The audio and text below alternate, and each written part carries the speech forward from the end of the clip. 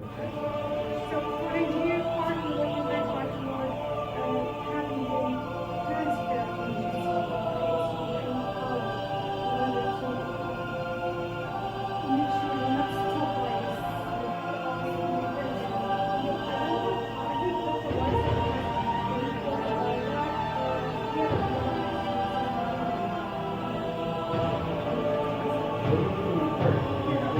Yeah, of course.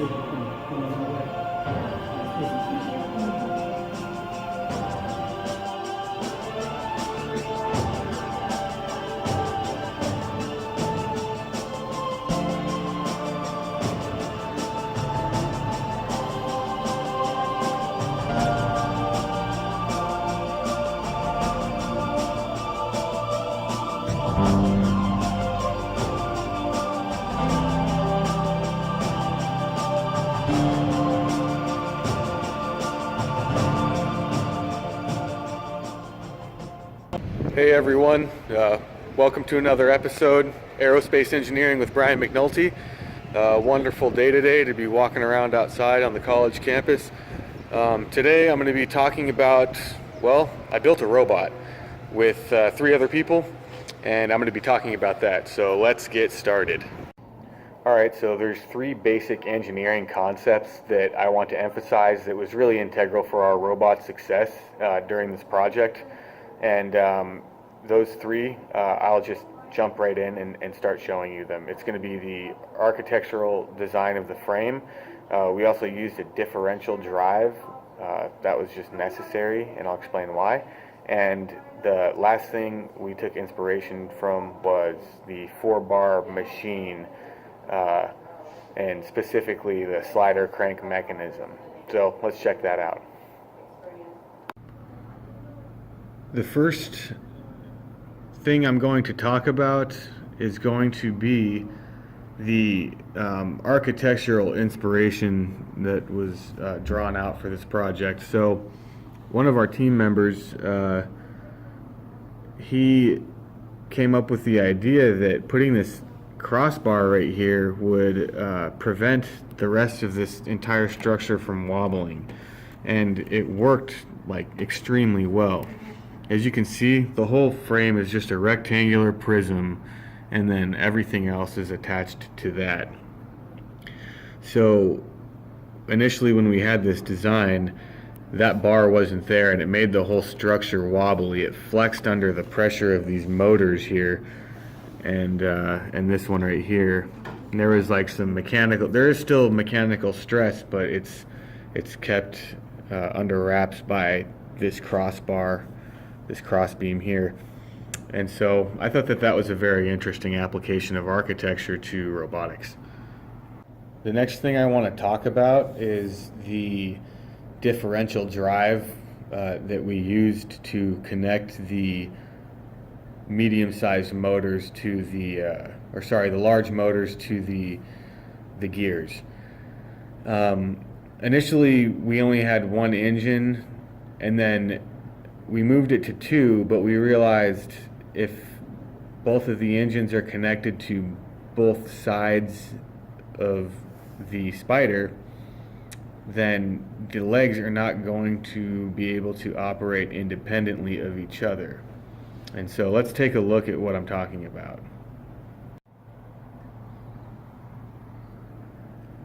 Looking at the bottom side of the robot, we can see how the 2 engines are oriented in the same way. They're oriented in the same direction because when programming, we wanted to avoid the problem of having to use negative and positive values, using opposite values for each motor if they wanted to go the same direction. We thought that just might confuse things. So now to talk about the differential. What's happening here is that you can see that this axle is firmly connected to these gears on this plane.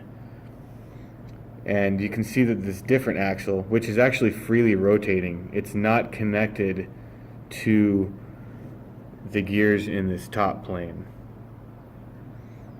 But we have an exact opposite situation here where everything is inverse basically. We have the axle that is rigidly connected to the gears in this plane, and we have the freely spinning part of the axle not connected to the gears in this plane. The reason why we have these two red freely rotating sections of the axles is because it allows us to control each side of the spider legs independently of each other. So they don't always have to be turning in the same direction, which allows us to steer the robot, if you think about it. One of the most notable features of this design is the leg system. It's pretty complex, but we can use basic engineering concepts like the 4-bar machine and specifically the slider crank mechanism to explain how this is going to work. Essentially what happens is the motor gives power to the input, which is a rotational gear. It's a circle, and what that rotational gear is connected to is a linear beam, and as the circle rotates, the linear beam will be moved in a linear fashion. In other words, in short, what has happened is the rotational motion is converted into linear motion with this design. Let me show you it in action. So as you can see, the gears that are connected to the 15 unit beams are effectively creating this linear motion in the legs. And I guess if anybody who builds Legos out there wants to know, these are the 24 teeth and the 40 teeth gears that we decided to go with. We tried to use the 24 teeth and the 8 teeth gears for the smaller ones in between. Made our design really small and compact, which was nice. However, I don't think that they were powerful enough in the way we implemented them to actually be effective. So we just upped the size of the gears, and that seemed to fix some problems for us along the way as we were developing different prototype models. So one of the most important parts of this project was, one of the most important goals was to make this thing behave like a spider. We really wanted it to mimic nature, and so we used the programming EV3 software to program that power brick there and control all the moving parts in a way that would in fact mimic the behavior of specifically a wolf spider, the burrowing wolf spider, that is.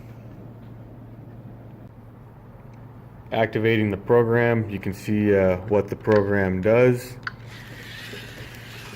So initially it's walking at a slow pace, just kind of looking for food, mapping out its surroundings perhaps. And now when spiders detect movement, they tend to stop, freeze, and with their primary eyes, they actually have two different sets of eyes. They have primary and secondary eyes, and their primary eyes are used for basically image processing, and the secondary eyes, which we actually don't have any on here, but those are for detecting things like shadows in their periphery. Now, it's obviously, not getting the hint that it's in danger, so, we're gonna smack it, and now he knows that he doesn't want anything to do with us. We are a predator that he cannot defeat, and he runs. Now, during the initial presentation, we had a little burrow that he he ran to, where once he reached the end, he would stop. I don't have that burrow here, but that was kind of a basic demonstration of the biomimicry of our robot. You might have noticed while I was showing the legs that we have these rubber bands in place. You might be wondering, why did we put those there, and why did we put them the way that we did? They're just connecting each contralateral pair of legs to each other, and so basically what was happening is the mechanical stresses that were present on the frame when we run the engines, it actually, if we didn't have this architectural crossbeam that I discussed first in here, the whole structure would just flex in and out. And we didn't track the forces using physics or anything, but we did observe that there was a force that was pushing these legs gradually outwards. And so after maybe 3 or 4 full rotation cycles, one of these legs would come off, and once one of them comes off, it kind of throws off the whole cycle, since all of these gears are connected, and the legs have to be out of phase with each other in a certain way in order to mimic the robot. So that was a challenge, and we thought, well, if we have rubber bands in the engineering lab, then we are allowed to use them. And so we decided to develop a quick solution for that outward force. That also kind of ties into what we could have done better. I think that the rubber band is more of like a temporary solution, but I don't know. Let me know what you guys think in the comments. There are a few side notes that I would like to add, and just little things on this robot that I think could be improved, or anything like that, anything we didn't discuss or wasn't a main feature. Something else that could have been done better is the amount of sensors that we have on this robot are, very few. We have plenty of room in here to place more sensors, so maybe like a color sensor that would have the robot follow a path, like put some tape on the table and the robot will follow it. Something like that would be really cool. That would be really effective in leading the robot to different burrows, as like I mentioned before, these spiders have this odometry where they map out their surroundings and they can know how far they are away from the nearest safe haven should any harmful predators arrive. Okay, so that's going to be it for today. I hope you guys enjoyed the video. Please like and subscribe for more videos in math, physics, chemistry, and engineering.